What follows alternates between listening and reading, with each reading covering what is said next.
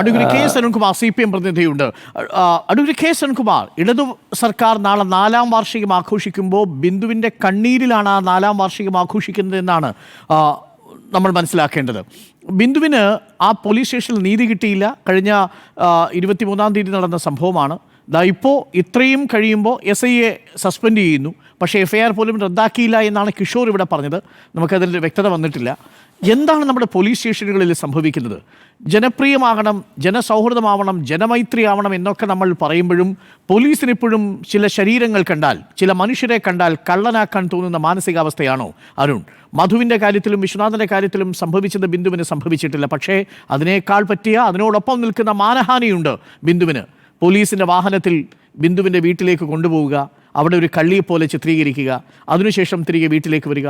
ഈ സമയത്തൊന്നും ഈ മുതൽ നഷ്ടപ്പെട്ടു പോയ വീട്ടുടമയുടെ ഉടമസ്ഥയുടെ വീട്ടിലേക്ക് പോലീസ് തിരിഞ്ഞു നോക്കിയിട്ടില്ല. പരാതിക്കാരിയിൽ വിശ്വാസമേറുകയും ഈ ഒടുവിൽ ഇരയാക്കപ്പെട്ട പ്രതി ചേർക്കപ്പെട്ടിരിക്കുന്ന ഒരു സ്ത്രീയിൽ വിശ്വാസം നഷ്ടപ്പെടുകയും ചെയ്യുന്ന ഈ പ്രതിഭാസം എങ്ങനെയാണ് കേരളത്തിൽ സംഭവിക്കുന്നത് അരുൺ? അങ്ങ് ചോദിച്ചതുപോലെ ഇടതുപക്ഷ ജനാധിപത്യ മുന്നണി സർക്കാരിന്റെ 4ാം വാർഷികത്തിന്റെ ആഘോഷത്തിന്, അല്ലെങ്കിൽ ആ 4ാം വാർഷിക ആഘോഷമോ ഈ സംഭവമായിട്ട് യാതൊരു ബന്ധമില്ല. ഇപ്പോൾ നാളെ അതിന്റെ ആഘോഷത്തിന്റെ പ്രധാനപ്പെട്ട ദിവസമാണ്, 4 വർഷം തികയാണ്. ഈ സംഭവം നമ്മുടെ മുന്നിലുണ്ട്. പക്ഷെ അതൊന്നും താരതമ്യപ്പെടുത്തേണ്ടതിൽ ഒരു യുക്തിയില്ല എന്ന് ആദ്യം സൂചിപ്പിക്കട്ടെ. ഏതെങ്കിലും തരത്തിൽ പോലീസ് സ്റ്റേഷനിൽ പോലീസുകാർ, ഉത്തരവാദിത്തപ്പെട്ട പോലീസ് ഓഫീസർമാർ നടത്തുന്ന വീഴ്ച, ആ വീഴ്ച ഗൗരവമായിട്ട് പരിശോധിക്കുക, അതുപോലെ തന്നെ പരാതി കിട്ടിയാൽ പരിഗണിക്കുക, തുടർ നടപടി സ്വീകരിക്കുക. അത്തരത്തിലുള്ള സാഹചര്യം പിന്നീട് ഉണ്ടാകാതെ കൃത്യമായി നോക്കുക. അതാണ് ഗവൺമെന്റ് സംവിധാനത്തിന് ചെയ്യാൻ കഴിയുക. ഇവിടെ കൃത്യമായിട്ട് ഒരു പരാതി പോലീസിന് കിട്ടുന്നു.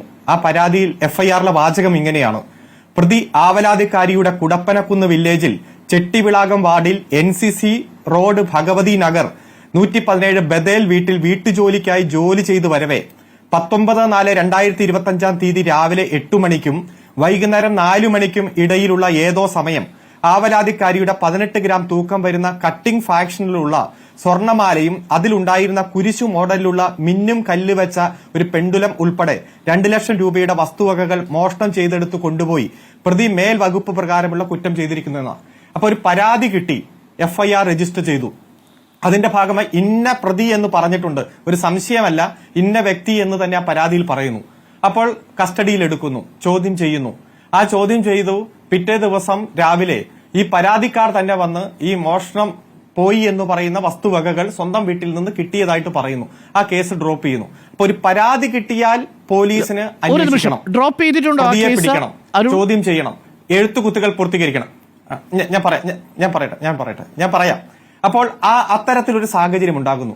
പോലീസിനെ സംബന്ധിച്ച് ഒരു പരാതി കിട്ടിയിട്ട് നടപടി സ്വീകരിച്ചിട്ടില്ല എങ്കിൽ അതാകും പിന്നീട് ഒരു ഒഫൻസ്. അതിനുശേഷം പിറ്റേ ദിവസം പരാതിക്കാർ തന്നെ വന്ന് തിരിച്ചു പറയുന്നു. ആ സാഹചര്യങ്ങളെല്ലാം നമ്മുടെ മുന്നിലുണ്ട്. പക്ഷെ ആ സ്റ്റേഷനിൽ വെച്ച് ഈ ബഹുമാനപ്പെട്ട നമ്മുടെ ഈ ചർച്ചയിൽ പങ്കെടുക്കുന്ന സഹോദരിക്കുണ്ടായിട്ടുള്ള അനുഭവം അത് കേരളത്തിന്റെ പോലീസ് നയത്തിന്റെ ഭാഗമായിട്ടല്ല. ജനമൈത്രി പോലീസും മാതൃകാ പോലീസും നിരവധി അവാർഡുകൾ വാങ്ങിക്കൂട്ടിയ പോലീസും കേസ് അന്വേഷണത്തിൽ മറ്റ് സംസ്ഥാനങ്ങൾക്ക് മാതൃകയായി മാറിയ പോലീസും അതുപോലെ തന്നെ മയക്കുമരുന്ന് മറ്റ് കേസുകളിലെല്ലാം വളരെ സാഹസികമായി പ്രതികളെ മറ്റ് സംസ്ഥാനങ്ങളിൽ പോയി പിടിച്ചുകൊണ്ടുവരുന്ന പോലീസുമൊക്കെയാണ് ഇവിടെയുള്ളത്. അതുകൊണ്ട് ഒരു പരാതി ഉയർന്നു വരുന്നു, മോശം അനുഭവം ഉണ്ടായിട്ടുണ്ട്, കുടിവെള്ളം ചോദിച്ചിട്ട് പോലും കൊടുത്തിട്ടില്ല, അതൊന്നും ഒരിക്കലും അംഗീകരിക്കാൻ കഴിയില്ല. ഏത് പോലീസ് സ്റ്റേഷനിലും അത്തരം അനുഭവം ഉണ്ടായാൽ മാതൃകാപരമായിട്ടുള്ള നടപടി സ്വീകരിക്കുകയും അത്തരത്തിലുള്ള പോലീസ് ഓഫീസർമാർ പോലീസ് സേനയുടെ ഭാഗമായി മാറാൻ നിൽക്കാൻ അർഹതയില്ലാത്തവരുമാണ്. 101 പോലീസുകാർക്കെതിരെ അടുത്ത കാലത്ത് നടപടിയെടുത്ത വാർത്ത നമ്മുടെ മുന്നിലുണ്ട്. പക്ഷെ ഇവിടെ ഇന്ന് രാവിലെ മുതലുള്ള ചർച്ച, നിർഭാഗ്യകരമായിട്ടുള്ള ഒരു ചർച്ച, മുഖ്യമന്ത്രിയുടെ ഓഫീസിൽ ചെന്നിട്ട് വേണ്ടത്ര പരിഗണന കിട്ടിയില്ല, ആ പരാതി മേശപ്പുറത്തേക്ക് ഇട്ടു, കേൾക്കാൻ തയ്യാറായില്ല എന്ന രൂപത്തിലാണ് അത് വ്യാഖ്യാനിക്കുന്നത് ഉണ്ടായത്. പ്രതിപക്ഷ നേതാവ് അടക്കം അത് ഏറ്റുപിടിച്ചു. ഒരു കോഴിക്കോട്ടെ DCCC സെക്രട്ടറി നേരത്തെ പറഞ്ഞിരുന്നല്ലോ, എന്താണ് മലയാള മനോരമ പത്രത്തിൽ ഹെഡിംഗ് വാർത്തയായിട്ട് വരുന്നത്, അതാണ് പ്രതിപക്ഷ നേതാവിന്റെ അന്നത്തെ പത്രസമ്മേളനം എന്ന് കോൺഗ്രസ് നേതാവ് തന്നെ പറഞ്ഞ് നമ്മുടെ മുന്നിലുണ്ട്. റിപ്പോർട്ടർ ചാനലടക്കം ഇന്ന് രാവിലെ കൊടുത്ത വാർത്തകൾ ഏറ്റുപിടിച്ച് പ്രതിപക്ഷ നേതാവ് വലിയ ആക്രമണം നടത്തി. ഇപ്പോൾ ഇവിടെ പരാതിക്കാരിയുണ്ട്, അഭിഭാഷകനുണ്ട്.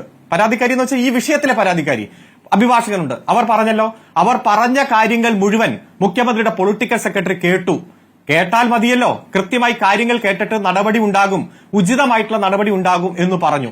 ഒരിക്കലും മുഖ്യമന്ത്രിയുടെ ഓഫീസിന് ഒരു FIR റദ്ദാക്കാൻ അധികാരമില്ല. കൺസേൺഡ് കോടതിക്കേ പറ്റൂ. ഒരു FIR റദ്ദാക്കാൻ ഹൈക്കോടതിക്കും സുപ്രീം കോടതിക്കും മാത്രമേ അധികാരമുള്ളൂ. മജിസ്ട്രേറ്റ് കോടതിക്കോ ജില്ലാ കോടതിക്കോ മറ്റു കോടതികൾക്ക് ഒന്നും അധികാരമില്ല. അപ്പൊ അത്തരം ഒരു സാഹചര്യത്തിൽ കേട്ട പരാതി അനുസരിച്ച് തുടർ നടപടി ഉണ്ടാകുമെന്ന് പറഞ്ഞു. ഇവിടെ അഭിഭാഷകൻ പറഞ്ഞല്ലോ, പിറ്റേ ദിവസം തന്നെ കന്റോൺമെന്റ് പോലീസിലെ അസിസ്റ്റന്റ് കമ്മീഷണർ ഇതിലെ പരാതിക്കാരിയായ ശ്രീമതി ബിന്ദുവിനെ ചോദ്യം ചെയ്യുന്നു, കാര്യങ്ങൾ മനസ്സിലാക്കുന്നു. 15 ദിവസത്തിനുള്ളിൽ നടപടി ഉണ്ടാകുമെന്ന് പറയുന്നു. ആ കൃത്യമായിട്ടുള്ള അന്വേഷണ റിപ്പോർട്ട് 15 ദിവസത്തിനുള്ളിൽ കൊടുക്കുന്നു. അതിൽ തുടർ നടപടി വരുന്നു. ഇപ്പോൾ പോലീസിന്റെ സൽപ്പേരിന് കളങ്കമുണ്ടാക്കിയ, അതുപോലെ തന്നെ ഇതിലെ പരാതിക്കാരിയായ ബിന്ദുവിന് മെന്റൽ ആഗണി ഉണ്ടാക്കിയ ആ പരാതിയുമായി ബന്ധപ്പെട്ടുകൊണ്ട് SIക്കെതിരെ നടപടി സ്വീകരിക്കുന്നു. മറ്റു ചില പോലീസുകാരുടെ കാര്യം കൃത്യമായി പറഞ്ഞിട്ടുണ്ട്. അതിന്റെ അന്വേഷണം നടക്കുകയാണ്. 2 മാസത്തിനുള്ളിൽ ഇതിന്റെ എൻക്വയറി പൂർത്തീകരിക്കുമെന്ന് ഈ ഉത്തരവിന്റെ അവസാനം തന്നെ പറയുന്നുണ്ട്.